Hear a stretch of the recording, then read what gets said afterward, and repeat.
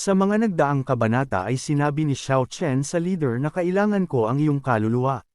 Nagulat naman ang leader nang marinig niya ito dahil hindi basta-basta ang hinihingi ni Xiao Chen at kung magkataon man ay magiging master niya si Xiao Chen. At sa pagpapatuloy din ng kabanata ay nagalit na naman ang leader kay Xiao Chen na sabi pa nga niya na nanaginip ka ba. Sinabihan naman siya ni Xiao Chen na kakasimula pa lang ng martial arts journey mo. Sayang naman at bumagsak ngayon, ibigay mo sa akin ang iyong kaluluwa at paprotektahan ko ang iyong martial arts spirit, na tinatanaw ang mabagsik na mundong ito kasama ko. Napangisi naman ang leader na sabi pa nga niya na masyadong mabigat ang mga salita mo. Tinatrato mo talaga ako na parang isang 3 taong gulang na bata. Sa sinabi ng leader ay naglabas si Xiao Chen ng kanyang aura sa kanyang kamay at sabay niyang sinabi na kung yan ang kaso sa iniisip mo ay tignan natin. Agad na nag-teleport si Xiao Chen sa kanyang likuran na ikinagulat naman ng leader. Naagad din naman na inilapat ni Xiao Chen ang kanyang kamay sa likod ng leader. Maya-maya pa ay inilagay na ni Xiao Chen ang asul na aura sa katawan ng leader. Nang maramdaman ito ng leader ay nasabi na lang niya na kung ano itong pakiramdam na ito. Sinabi naman ni Xiao Chen na ito ay magpapatunay sa iyo, isang araw lang ang ibibigay ko sa iyo, kung gusto mo. Pwede mo akong hanapin, habang ang leader naman ay baka sa kanyang mukha na maganda sa pakiramdam ang ginawa ni Xiao Chen. At walang kahirap-hirap na sinira niya ang formation upang makalabas na sa array. Nang makalabas siya ay natuwa si Xuanyuan Huiji dahil maayos lang si Xiao Chen, agad naman na sinabi ni Xiao Chen na umalis na sila. Habang palayo sila Xiao Chen ay pinagmamasdan siya ng leader. At malaking tanong sa kanya na kung sino ang taong nakaharap niya. At kung ano ang ginawa niya sa akin ngayon pero wala naman akong maramdaman na kakaiba bukod sa bahagyang na ayos ang aking pakiramdam. Lumapit naman ang kanyang mga alagad na sabi pa nga ng isa na boss, kung matutulungan ka talaga ng taong iyon na ayusin ang Emperor Spirit, handa akong sundan ka at samahan siya. Matamlay namang sinabi ng leader na kalimutan na ito, kapag nanasira ang Emperor Spirit ng isang tao, maliban sa kataas-taasang mula sa itaas na kaharian, wala akong maisip na paraan para maayos ito, bukod sa hindi natin kayang ipagkanulo ang kapalaran ng itim na caravan. Sa kabilang banda naman sa mansion sa loob ng Tianyu City, ay nandito na sina Xiao Chen at Xuanyuan Huiji at dito nga ay sinabi ni Lao Zhou na Master, ang bahay ba na ito ay pasok sa iyong panlasa? Agad naman na sinabi ni Xiao Chen na hindi na ito masama. Naagad din naman niyang ipinakilala si Xuanyuan Huiji na sabi pa nga niya na ito ay si Huiji ang rare refining genius. Luanping sa tingin ko magiging interesado ka. Agad naman na bumati si Xuanyuan Huiji sa kanyang mga singers. Kuminang naman ang mga mata ni Luanping habang hindi siya makapaniwala na nakikita niya na ngayon ang rare refining genius.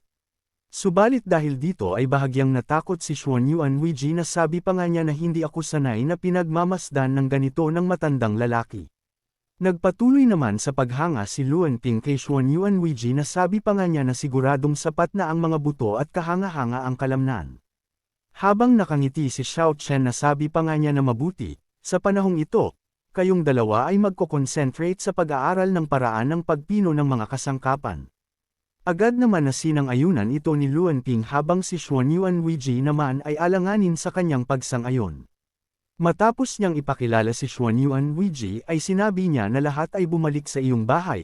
Lahat ay naging abala sa buong araw, kaya oras na upang magpahinga ng mabuti. Makalipas ang ilang sandali sa kwarto ni Xiao Chen, ay makikitang mahimbing na ang tulog nito habang si Black ay ganun din. At mabilis din na lumipas ang 3 araw sa bakuran ng mansion. Dito nga ay naglalakad-lakad si Xiao Chen at nakita niya ang dalawa na nag-aaral ng mga kasangkapan sa refining habang si Lin Feng naman ay makikitang nagko-cultivate ito. Nasabi pa nga ni Xuanyuan Huiji habang namamangha na ang kalidad na ito ay hindi na masama. Sinabi naman ni Luanping na marami pa yan dito. Ipinakita din niya ang isang mataas na kalidad na armas na sabi pa nga niya na ito ay gawa sa amethyst mica na hinaluan ng Earth Grade 9th level. Nang marinig ito ni Xuanyuan Huiji ay nasabi na lang niya na ito ay kahanga-hanga. Habang pinagmamasdan naman ni Xiao Chen ang dalawa ay nasabi na lang niya na hindi na masama, mahusay silang nagtutulungan. Tinanong naman ni Black si Xiao Chen na sabi pa nga niya na kailan mo plano magnakaw. Sinabi naman ni Xiao Chen na pagnanakaw. Paano ko magagawa ang ganoong bagay? Sinabi naman ni Black na oo, hindi mo alam kung paano gawin ito, kung gayon kailan mo nanakawan ang mayayaman at tutulungan mo ako. Hindi naman agad nagsalita si Xiao Chen. Nang makaupo siya ay sinabi niya na ang maaari nating gawin ngayon ay ang maghintay ng pagkakataon. Naramdaman naman ni Black ang kaparehong aura ng nakaaway ni Xiao Chen sa una nilang pagdating. Lumapit naman si Lao Zhou at sabay niyang sinabi na Master, may nagmula sa pamilyang mo, gusto mo bang imbitahan kang bisitahin ang pamilyang mo? Nang marinig ito ni Xiao Chen ay nasabi na lang niya na ang oportunidad ay nandito na. Makalipas ang ilang sandali sa mansyon ng pamilyang mo. Dito nga ay nag-aantay si Mufeng kay Xiao Chen na dumating.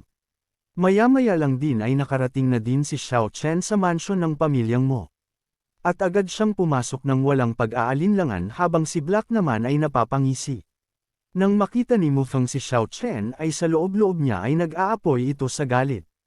Sa labas ng kanyang anyo ay nakangiti niyang sinalubong dito si Xiao Chen. Nasabi pa nga niya na ikinagagalak kitang makilala. Binati rin naman siya agad ni Xiao Chen. Dagdag pa nga ni Mufeng na ako si Mufeng, ang pangatlong anak ng pamilyang mo sa Tianyu City. Nabalitaan ko na ang aking nakababatang kapatid na si Muqing ay nagkaroon ng ilang salungatan sa iyo noong nakaraang araw. Nandito ako para anyayahan ka na pumunta sa bahay ng aking mo upang magkaroon ng piging at humingi ng tawad sa nakababatang kapatid.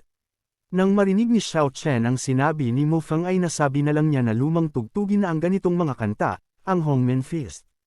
Nagpatuloy sa pagsasalita si Mufeng na taos pusong humihingi ng tawad ang aking pamilya sa nakababatang kapatid, at sana ay hindi ka makatanggi.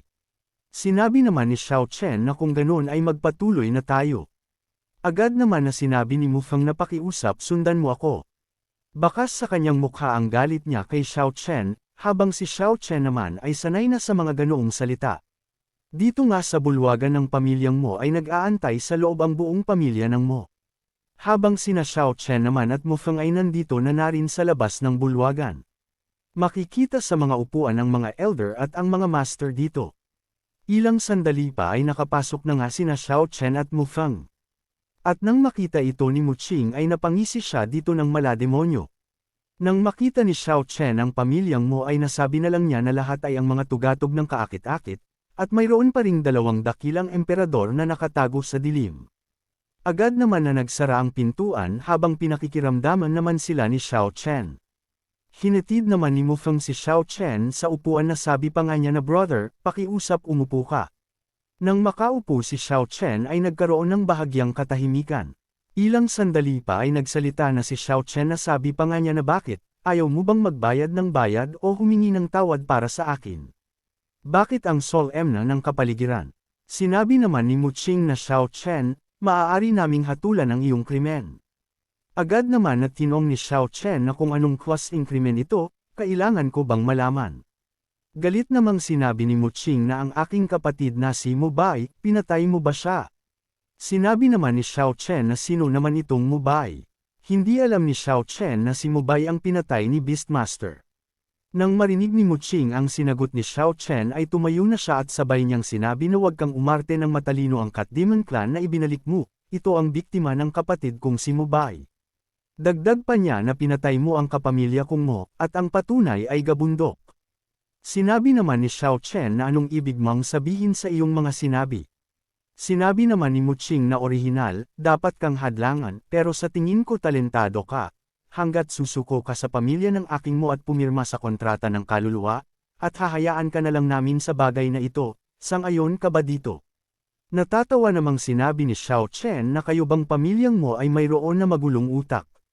Tinanong naman ulit ni Muqing si Xiao Chen na talaga bang pinatay mo ang aking kapatid. Sarkastiko namang sinabi ni Xiao Chen na siya ang nakahanap ng sarili niyang paraan. Sa sinabi ni Xiao Chen ay agad na nagsitayuan ang mga elders at master at naghanda na ito upang umatake. Kalmado namang nag-aantay si Xiao Chen at nanatili itong nakaupo. Sumigaw naman si Mufeng na sabi pa nga niya na Xiao Chen, pinatay mo ang pangalawa kong kapatid, ngayon, dudurugin ko ang iyong mga buto hanggang maging abo. Agad siyang tumalon ng mataas upang maghanda ng kanyang gagawing atake. Matapos ang kanyang paghahanda ay agad niya na itong pinakawalan. At kalmado naman itong inaanti ni Xiao Chen. na ang tawag niya sa kanyang ginawang atake ay 9th rank martial arts skill Red Dragon's Kick. Nagpatuloy ang atake ni Mu Feng patungo kay Xiao Chen at kalmado lang naman itong inaanti ni Xiao Chen. Nang makalapit ng bahagya ang atake ay agad na naghanda si Xiao Chen ng kanyang gagawing atake upang salubungin ang nagraragasang atake patungo sa kanya. At nang matapos ito sa kanyang paghahanda ay agad na siyang umatake at binalutan niya ang kanyang kamay ng aura at walang kahirap-hirap na tumagos lang ang atake ni Xiao Chen. Nakalaunan ay aabutin pa si Mu Feng dito kaya naman nang makita ito ni Mu Feng ay baka sa kanyang mukha ang takot. Agad naman natumalan si Mu Qing na sabi pa nga niya na hindi ito maganda. Kaya naman agad din siyang naghanda ng kanyang gagawing atake. At lumabas dito ang imahe ng isang tigre na agad niya ding pinakawalan upang salubungin si Xiao Chen. Agad naman na sumambulat kay Xiao Chen ang malaking tigre sa kanyang harap. At nang tumama ang atake ni Xiao Chen sa tigre ay unti-unting naglalaho ito. Agad naman na inalalayan ni Mu Qing ang kanyang kapatid. Hinangaan naman sila ni Xiao Chen na sabi pa nga niya na hindi na ito masama. Sinabi naman ni Mu Qing na inaamin kong napakalakas mo, pero ngayon, ipapaalam ko sa iyo kung ano ang pamana sa amin ng malaking pamilya. Matapos niyang sabihan si Xiao Chen ay agad niyang tinawag ang dalawang elders. Na agad naman itong nagsilabas na kanina pa nag-aantay sa sulok. Nasabi na lang ni Xiao Chen na ang dakilang emperador na umabot sa tripleng emperor realm. Ito ba ang tiwala ng pamilya mo? Sinabi naman ni Mu Qing na hindi lang iyan dahil meron pa. Agad na nagsilapitan ang mga masters habang si Xiao Chen naman ay hindi man lang ito nabahala.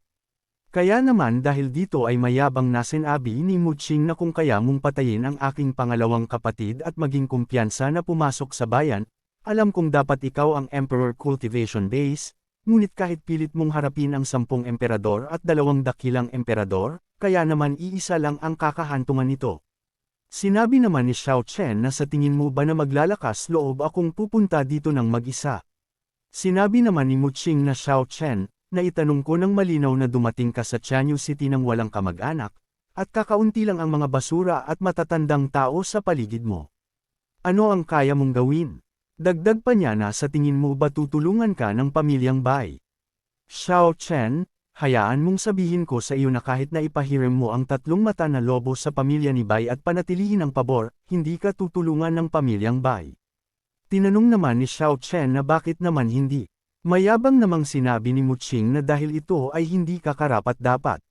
Sinabi naman ni Xiao Chen na ganun pala ang pagkakaalam mo. Ngunit sa mundong ito ang walang-wala ay ang ganap na malakas. Sinabi naman ni Mu Qing na walang ganap sa mundong ito. Xiao Chen, dalhin ang iyong mga salita sa kamatayan. Subalit sa kabila ng kanyang mga sinabi ay dumating na ang pamilyang Bai. Kaya naman nang makita niya ito ay nasabi na lang niya na talagang nandito na sila. Agad naman na lumapit si Kapitan Bai kay Xiao Chen na sabi pa nga niya na na-late na ako. At agad niyang sinabi kay Mu Qing na itong si Xiao Chen ay ang natatanging panauhin ng pamilya kong Bai kung sino man ang nang-ahas na hawakan siya ay kumpleto na ang pahinga sa aming pamilya ni Bai. Galit namang sinabi ni Mu Qing na mahusay Bai Feng, hindi mo talaga alam kung mabubuhay ka o mamamatay. Kahit sinong dumating ngayon, walang kwenta. Sa kanyang mga sinabi ay nagsalita ang bagong dating nasabi pa nga niya na ang taas naman ng tonong iyon. Sa pagdating ng pamilyang Xuanyuan ay mas lalong nanggalaiti si Mu Qing. Lumapit naman agad si Xuanyuan kay Xiao Chen na nasabi pa nga niya na hindi naman ata ako late diba. Agad naman na kinumpirma ito ni Xiao Chen na hindi naman. Dahil sa pagdating ng iba pang pamilya sa tabi ni Xiao Chen ay napapaisip na si Mu Qing nasabi pa nga niya na anong nangyari. Bakit ang pamilya ni Xuanyuan ay tumawid sa maputik na problemang ito mula sa kanya? Matapos siya sa kanyang mga iniisip ay sinabi niya kay Patriarch Xuanyuan na ang Xiao Chen ay may mortal na away sa aking pamilya, ngayon ay tiyak na papatayin ko siya. Sinabi naman ni Xuanyuan na si Xiao Chen ay isang malapit na kaibigan ng aking pamilyang Xuanyuan, ngayon ay hindi ako umaatres. Sa sinabi ni Xuanyuan ay wala na lang siyang masabi dito. Natuwa naman si Mu Feng nang dumating ang kanilang Great Elder. At dahil dito ay natuwa din si Mu Qing sa pagdating ng kanilang Great Elder. Sa pagdating ng Great Elder ay napabalikwas ng tingin ang dalawang pamilya na si Bai at Xuanyuan. Sinabi naman ng Great Elder kay Patriarch Xuanyuan na pinatay ng batang ito ang aking disciple ng pamilya mo, Siya ay tiyak na mamatay ngayon, bakit kailangan mong lumangoy sa maputik na tubig na ito? Dagdag pa niya na para sa iyong kaalaman, ang matanda ay naabot na ang ikalimang antas ng Great Emperor kamakailan lang. Nang marinig ito ng dalawang pamilya ay halos pagpawisan sila dito. Nasa isip-isip pa nga ni Xuan Yuanyud na nakalusot na ang matandang lalaki sa ikalimang dakilang emperador. Paano na ito isang five-fold emperor? Siguradong walang laban ang pamilya kung Xuan Yuan sa kanya. Sinabi din ng Great Emperor na ang kasalukuyang cultivation base ng matanda ay hindi na kayang labanan ng iyong pamilyang Bai at pamilyang Xuan Yuan, umalis na kayo at maging masunurin.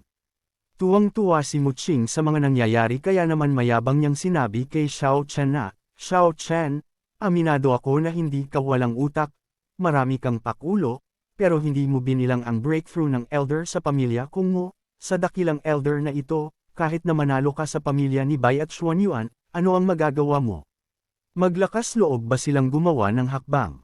Hindi naman nagsalita dito si Xiao Chen at kalmado lang itong pinagmamasdan sila habang ang dalawang pamilya sa kanyang kanan at kaliwa ay kinakabahan na. Subalit sa kabila ng kadaldalan ni Muqing ay dumating na ang isa pang hinihintay ni Xiao Chen na sabi pa nga nito na paano naman kung idagdag ako. Agad na pumasok ang Black Caravan na nasa antas na din ng Five-Fold Emperor. Nang makita ito ng Great Elder ay nasabi na lang niya na ito ang Black Caravan Five-Fold Emperor. Nagkaroon ng bahagyang katahimikan habang naglalakad palapit ang Black Caravan kay Xiao Chen. Dagdag pa ng Great Elder sa kanyang mga iniisip na ang third-level Black Caravan, ano ang pinagmulan nitong Xiao Chen? Bakit pati ang Black Caravan ay dapat nasa tabi niya? Nang makalapit ang Black Caravan sa harap ni Xiao Chen ay agad itong tumigil. At sabay na lumuhad na sabi pa nga ng leader na ang kapitan ng ikatlong antas ng Black Caravan, ako si Shu Tianlei, ay nakilala ang kanyang master. At nakita ang kanyang master. Sa pagluhod ng Black Caravan ay mas lalong nagulantang ang lahat dahil ang tulad ni Xiao Chen na isang bata lamang ay master ng Five-Fold Emperor na kapitan ng ikatlong antas ng Black Caravan. At bakas sa kanilang mukha ang hindi maipaliwanag na mga pangyayari. Nasa isip-isip pa nga ni Patriarch Xuan Yuan na kayang gawin ng taong ito na kilalanin siya ng Black Caravan bilang master talaga bang totoo ito. Halos hindi makapaniwala si Patriarch Xuan Yuan sa mga nangyayari at dahil dito ay talaga namang kuminang ang kanyang mga mata kay Xiao Chen na sabi pa nga niya na talagang siya ay pambihira. Dahil nakarating ka na sa part na ito ay inaanyayahan kita na pindutin ang like at mag-subscribe at i-on ang notification bell. At kung gusto mo naman na suportahan ng matindi ang bidang hangal na ito ay maaari mo ding pindutin ang super thanks sa ibaba para mas lalong ganahan ang hangal na ito. Maraming salamat mga bida. Sinabi naman ni Xiao Chen na Sister Bai, pag-uusapan natin ito mamaya, lutasin muna natin ang problema. At agad niya ding sinabi sa pamilyang mo na paano, ayaw niyo na ba akong ipahiya? Sa sinabi ni Xiao Chen ay hindi naman nakapagsalita na ang pamilyang mo. Pero sinabi niya kay Shu Tianlei mayroon akong mabuting pag-unawa sa mga alituntunin ng Black Caravan ang sinumang magtatraidor sa Black Caravan ay hindi magtatapos ng maayos. Agad naman na sumagot si Shu Tianlei na hindi muna ito problema para sa iyo na mag-alala. Nang marinig ito ni Xiao Chen ay nasabi na lang niya na ang Black Caravan ay mayroon pa ring uri ng panuntunan. At ibig sabihin ang lalaking ito ay willing na sumuko sa akin at mukhang determinado din siya. Sinabi naman ng Great Emperor na ikaw at ako rin ay nasa antas na ng Fifth Emperor Realm, kung talagang maglalaban tayo, hindi ko alam ang kalalabasan, bukod sa mga lugar na ito ang aking tahanan. Sinabi naman ni Shu Tianlei na kahit isakap ang hari ng kamatayan, ay hindi ako natatakot. Nang marinig ni Great Elder ang sinabi ni Shu Tianlei ay napaisip siya na kung sabagay mayroon akong higit na kapangyarihan upang harapin ang Black Caravan. Dagdag pa niya na ngunit idagdag ang pamilyang Bai at ang pamilyang Xuan Yuan, kahit na ako ay humahanga sa sitwasyon, tiyak na hindi ako ang kanilang kalaban. Para sa kasalukuyang plano, maaari lang akong sumuko pansamantala.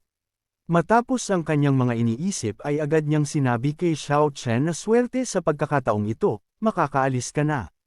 Dagdag pa nga niya sa kanyang mga disciples na talikuran na muna ang bagay na ito. Sa sinabi ng Great Elder ay ikinagulat ito nila. Walang magawa ang dalawa sa sinabi ng kanilang Great Elder. Ngunit ikinagulat naman ng lahat ng umupo si Xiao Chen imbis na umalis. Nang makaupo si Xiao Chen ay sinabi niya na basta ka na lang magsasalita ng umalis ka kung gusto mo, sino ako sa tingin mo? Sinabi naman ni Great Elder na Xiao Chen, huwag mong ilagay sa ganoong sitwasyon. Gusto lang sabihin ng matandang ito na umalis ka na, hindi ibig sabihin na takot talaga ako sa iyo. Dagdag pa niya habang nilalabas ang kanyang aura na kung talagang mag-aaway tayo, bagamat masasaktan ng husto ang pamilya ko lahat kayong nandito, huwag niyong isipin na makakaalis kayong buhay. Subalit sa kanyang ginagawang pagpapalabas ng kanyang Great Emperor Aura ay nilabas din ni Xiao Chen ang kanyang Emperor Aura na sinamahan ng Divine Aura. Kaya naman nang makita ito ni Great Elder ay napanganga na lamang siya dito. Dahil nakita niya ang kapanindig balahibong imahe na nilabas ni Xiao Chen. Dito nga ay sumambulat sa harap niya ang nakakakilabot na imahe na nilabas ni Xiao Chen. Kaya naman nasabi na lang niya na ang batang ito ay kakilakilabot. Sinabi naman ni Xiao Chen kay Black na sa halip na subukan ang aming makakaya upang pag-aralan kung paano mang-agaw ng mineral, magkaroon tayo ng isang bagay na mas direkta. Sinabi naman ni Black na ibig mo bang sabihin na ang pamilyang mo ay mawawasak sa pagkakataong ito. Tuwang-tuwa ang dalawa dahil kapag mawasak na nila ang Mu family ay makukulimbat nila ang mga kayamanan na pwede nilang makain upang tumaas ang kanilang cultivation base. Matapos silang mag-usap ni Black ay agad niyang binigyan ng ngiti si Great Elder. At sabay niyang ibinalik ang sinabi ng Great Elder na walang sinuman ang aalis. Sa sinabi ni Xiao Chen ay nagulat ang lahat. Baka sa mukha ng dalawa na kung anong ibig sabihin ni Xiao Chen. Habang ang dalawa naman ay bahagyang nauunawaan ang nangyayari. Subalit baka sa mukha ng Great Elder na mukhang hindi na maganda ang sitwasyon dahil mukhang nabaliktad na din ang kanilang sitwasyon. Alam ng Great Elder na hindi siya mananalo kay Xiao Chen dahil nang maramdaman niya ang nilabas ni Xiao Chen ay halos durugan siya nito. At dito na din matatapos ang ating episode mga bidang hangal subalit hindi matatapos ang araw na ito nang hindi tayo nag-shoutout, kaya naman shoutout kay Celoso Gaming, Harry Lopez from Balanga Bataan, Harvey Phil, Arjen from Aluginsan Cebu, at hanggang dito na lang muna mga bida. At sa mga hindi pa na shoutout ay huwag kayong mag-alala dahil nakalista naman ang iyong mga pangalan at nakikita ko ang mga comments nyo. Maraming salamat sa panunood at magkita-kita ulit tayo sa mga susunod na kabanata, kaya naman mangyaring pa-like na lang po.